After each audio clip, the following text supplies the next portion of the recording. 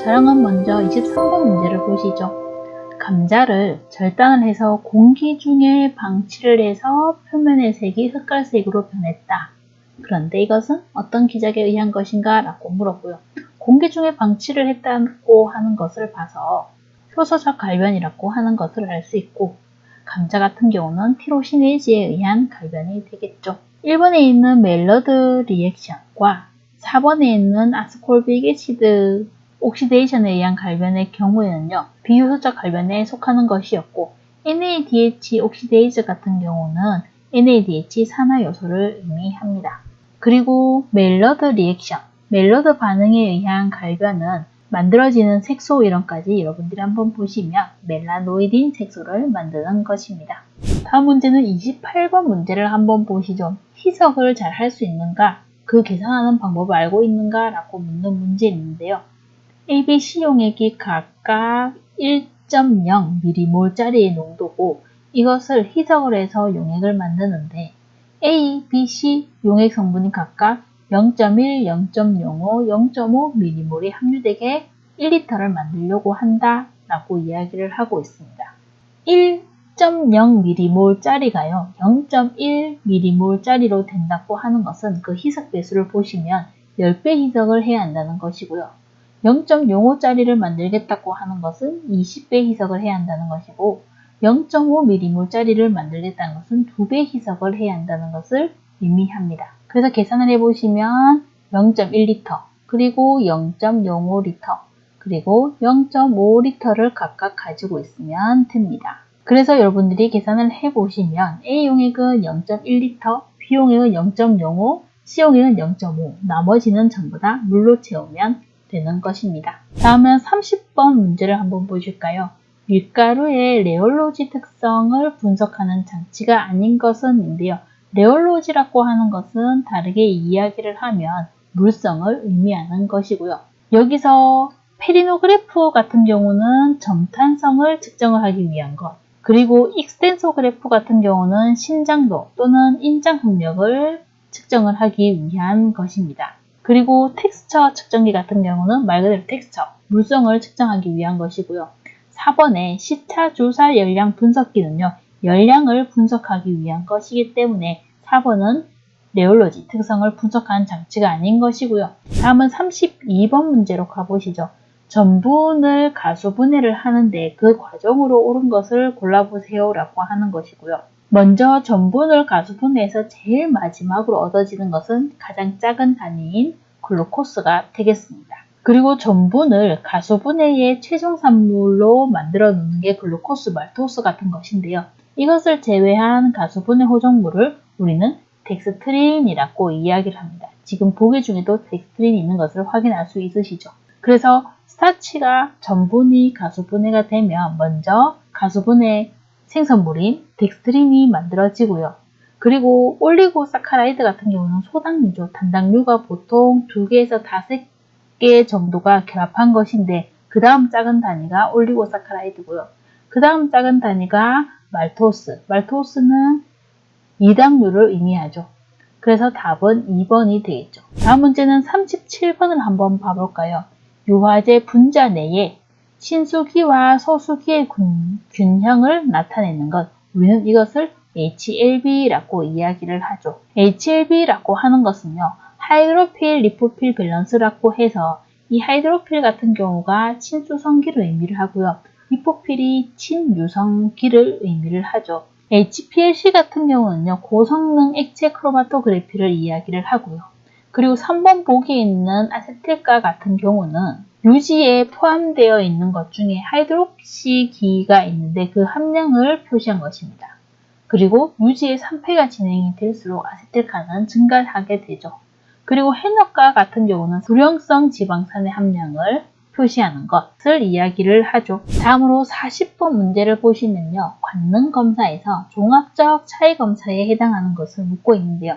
여러분들의 관능검사 중에 차이식별 검사라고 하는 것이 있는데 이 차이식별 검사를 구분을 하면 종합적 차이검사와 특성 차이검사로 구분을 할 수 있고요. 여러분들은 종합적 차이검사와 특성 차이검사의 종류를 기억하고 계시면 문제 푸는데 도움이 될 것 같습니다. 지금 보기에서는 문제에서는 종합적 차이 검사에 해당하는 것을 물었고요. 여기에 해당하는 것은 1, 2점 검사가 들어가게 됩니다. 23번 문제를 보시면요. 안토시아닌계 색소가 적색을 띠는 경우를 묻고 있습니다. 안토시아닌계 색소는요. pH에 따라서 색이 다르게 나타나는 것인데요. 적색을 띠는 경우는 산성에서 적색을 띠게 되고요. 그리고 중성에서는 엷은 자색을 띠게 되고요. 알칼리에서는 담록색을 띠게 됩니다. 그래서 안토시아닌계 색소는 색이 크게 나누면 세 가지로 나타날 수 있는데 산성에서 그리고 중성에서 그리고 알칼리성에서 색이 어떻게 나타난다 라고 여러분들이 정리를 해 두시면 좋겠습니다. 다음에는 25번 문제로 한번 가보면요. 25번은 수분 활성도를 계산해 보라고 하는 문제고요. 보시면 수분 함량이 60%, 소금 함량이 15.5%, 설탕인 경우가 4.5%, 그리고 비타민 A도 나왔긴 합니다만 비타민 A는 수용성 성분이 아니라 지용성 성분이기 때문에 수분 활성도에는 영향을 미치지 않은 것으로 보고 있습니다. 그래서 물에 녹는 성분인 수분, 소금, 설탕만 여러분들이 계산에 이용을 하시면 되고요. 수분 활성도 계산식을 보시면 물의 몰수, 용질의 몰수, 물의 몰수로 계산을 하게 됩니다. 그래서 수분의 몰수 같은 경우는 분의 질량으로 여러분들이 계산을 하시거든요. 그래서 수분의 몰수, 소금의 몰수, 설탕의 몰수를 각각 계산하시고 보시면 위에 나와 있는 것이 질량이고요. 밑에 분모에 나와 있는 것이 분자량을 계산을 하게 됩니다. 지금 문제의 경우에는 분자량을 전부 다 제시를 했기 때문에 문제 푸는데 조금 더 쉬운 부분이죠. 그래서 여러분들이 계산을 해보시면 0.92라고 하는 답을 얻으실 수가 있죠. 다음은 26번으로 가볼까요? 효소에 의한 식품의 변색 현상은 무엇인가? 라고 묻는데요. 갈변 현상을 여러분들이 구분을 하면 효소적 갈변과 비효소적 갈변으로 나눌 수 있고요. 문제에서는 이 효소적 갈변을 찾아보세요 라고 묻고 있습니다. 답은 3번이죠. 사과를 잘라 공기 중에 두었을 때 갈변하는 것. 그리고 이 효소 이름은 폴리페놀 옥시데이즈에 의한 효소적 갈변 현상을 이야기를 하고 있습니다. 다음 문제는 31번으로 가보시죠. TBA 시험은 무엇을 측정하고자 하는 것인가? TBA 같은 경우는 유지의 산패도를 측정하기 위한 것입니다. TBA 시험의 경우에는요. 유지의 화학적 실험으로 초기 산패도를 확인하기 위한 것인데요. 유지가 산패되면서 생성되는 물질 중에 말론알데하이드라고 하는 성분이 있습니다. 여기에 TBA 시약을 가하고 반응을 시키면 적색 색소를 생성을 하게 되는데 이로 인해서 산패도를 확인할 수 있는 방법이죠. 여러분들이 유지의 산패도를 확인할 수 있는 실험은요, 몇 가지를 더 기억을 해 두시면 좋겠는데요. 이렇게 두 개도 같이 기억을 해 두시죠. 과산화물가랑 카르보닐가도 유지의 산패도를 측정하는데 이용을 할 수 있는 방법입니다. 다음은 34번으로 가볼까요? 포도당이 아그리콘과 에테르 결합을 한 화합물을 뭐라고 하느냐라고 하는 건데요. 당류가 아그리콘과 결합을 한 화합물을 우리는 배당체라고 합니다. 글리코사이드라고 하는 것이죠. 이것을 우리는 배당체라고 하는데요. 이 당류가 어떤 종류가 있느냐에 따라서 배당체의 이름이 달라집니다. 문제의 경우에는 포도당을 물었고요. 포도당은 영어로 얘기를 하면 글루코스를 이야기를 하게 되고요. 이 포도당을 당성분으로 하는 배당체를 우리는 글루코사이드라고 하는 것이죠. 그러면 갈락토사이드 같은 경우는요. 갈락토스를 당성분으로 하는 글리코사이드를 이야기를 하고요. 리보사이드 같은 경우는 리보스를 당성분으로 하는 배당체를 이야기를 합니다. 다음으로는 39번으로 가서요. 여러가지 색소 중에 카로티노이드계 색소를 찾으라고 이야기를 하고 있습니다. 이 카로티노이드 색소는요. 다시 세분을 하게 되면 카로틴류와 잔토필류가 있고요. 이 잔토필류, 영어로 발음하면 잔토필이고 옛날 발음으로 하면 크산토필인데요. 이 크산토필과 잔토필은 영어 이름과 한국식 발음을 같이 기억을 해두시면 좋고요. 그리고 카로틴류로는 알파, 베타, 감마 카로틴, 그 다음에 라이코펜 같은 거가 있죠. 여기서는 카로티노이드계 색소는 어떤 것인가 라고 물었고 여기서는 답이 크산토필이라고 되겠죠. 클로로필의 경우에는요, 녹색의 지용성 색소를 이야기를 하고요. 그리고 안토시아닌 같은 경우는 화청소라고도 하는 것인데, 적색에서 청색을 나타내는 수용성의 색소를 의미합니다. 21번 문제로 보시죠. 뉴턴 유체에 대한 설명으로 옳은 것을 묻고 있습니다.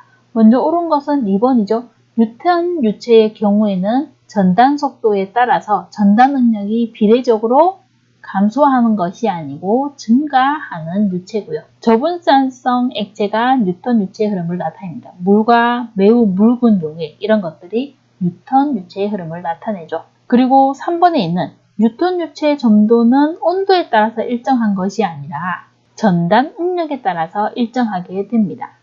그리고 4번에 있는 유동곡선의 종축 절편에 따라 여러 종류로 구분이 되는 것은 뉴턴이 아니고 비뉴턴 유체를 설명하는 것입니다. 그래서 답은 2번이 되겠습니다. 다음 문제는 26번으로 가보시죠. 점탄성체의 성질에 해당하지 않는 것을 묻고 있고요. 점탄성체라고 하는 것은 점성과 탄성을 나타내는 것을 이야기를 합니다. 여기서 점탄성체의 성질로는 예사성, 그리고 바이센베르 효과, 신전성, 경점성 등이 있거든요. 그래서 아닌 것은 3번이고요. 먼저 여러분들이 점탄성체 성질에 나와 있는 것은 어떤 것인지도 기억을 해두시면 좋겠는데요.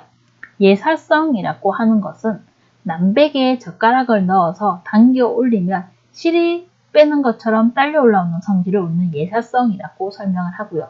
바이센베르그 효과처럼 연유 같은 액체에 젓가락을 세우고 회전시키면 연유가 젓가락을 따라서 올라가는 현상이 있거든요. 우리는 그것을 바이센베르그 효과라고 합니다. 그리고 신전성 같은 경우는 국수처럼 길게 늘어나는 성질인데요. 그에 비해 경점성 같은 경우는 점탄성을 가진 식품에서 단단함을 의미를 하게 됩니다. 그래서 경점성이라고 하는 것은 오히려 단단함을 나타내는 것이고, 나머지의 경우에는 점성 플러스 탄성을 나타내는 것이기 때문에 점탄성 성질에 해당하지 않는 것은 3번에 있는 경직성이 되겠습니다. 다음으로 27번을 보시면요. 유지의 산패도를 나타내는 것을 보고 있는데요. 보기 중에서는 과산화물가가 답이 되겠죠. 과산화물가라고 하는 것은 말 그대로 과산화물을 측정하기 위한 것인데 유지의 초기 산패도 측정이 목적인 것입니다. 산패가 많이 진행된 오래된 유지의 경우에는 과산화물가가 오히려 낮아지게 되거든요. 그래서 과산화물가는 산패 초기에는 증가하다가 나중에 떨어지는 성질을 가지고 있기 때문에 초기 산패도 측정이 목적인 것이 과산화물가가 답이 되겠죠. 다음은 29번으로 가서요. 전통 방식으로 제조되는 식혜의 주요 감미 성분을 묻고 있고요. 식혜에서의 주요 감미 성분은 말토스 이렇게 해서 영어로 나왔는데요. 여러분들이 다른 이름도 한국어 이름도 같이 기억을 해두시면 좋은데요. 메가당도 같이 기억을 해두시죠. 그리고 보기에 있는 것 중에서 락토스 같은 경우는 유당이라고 하는 것으로 우유에 들어있는 감미 성분이라고도 같이 연결해서 기억을 해두시면 좋을 것 같습니다. 다음으로 33번 문제로 가서요. 물이나 청량음료나 식용유와 같은 묽은 용액의 경우에는 어떤 유체의 특성을 나타내는가 라고 물었는데 묽은 용액의 경우에는 뉴턴 유체의 성질을 나타내고요. 그 외에 나머지 보기 부분은 비뉴턴 유체에 관한 설명입니다. 그리고 이 세 가지가 각각 어떻게 다른 것인가 라고 물으면 여러분들이 그림을 보시면 되는 거죠. 비뉴턴 유체의 성질을 나타내는 그림이고요. 그래서 여러분들이 그림으로 보고 이런 것들이 비뉴턴 유체의 성질이구나 라고 보시면 될 것 같습니다. 다음으로 34번으로 가서 보시면요. 쌀이나 옥수수를 이용해서 뻥튀기를 제조를 하려고 하는데 이때 전분의 주요 변화가 어떤 것이냐 라고 묻고 있습니다. 뻥튀기라고 하는 것은요. 호정화에 속하게 됩니다. 문제 보는 것 중에서 옳은 것을 보시면요. 고열에 의해서 녹말 전분이 일부 글리코시드 결합이 절단되어서 덱스트린, 호정을 주로 발생을 하는 호정화에 관한 것을 찾아주시면 되는 거죠. 그래서 답은 4번이 되겠습니다. 다음으로 40번 문제로 가보면요. 포도 껍질에 있는 주요 색은 어떤 성분인가 라고 묻고 있는데요. 포도 껍질은 보라색을 띠고 있고요. 이 보라색의 주요 색깔은 안토시아닌 색소가 됩니다. 플라보노이드 같은 경우는 수용성의 색소인데 다망색에서 황색의 색소라고 이야기를 하고요. 클로로필 같은 경우는 지용성의 녹색 색소이고 탄닌 같은 경우는 무색을 나타내고 있죠. 포도 껍질의 주요 색은 안토시아닌이 됩니다.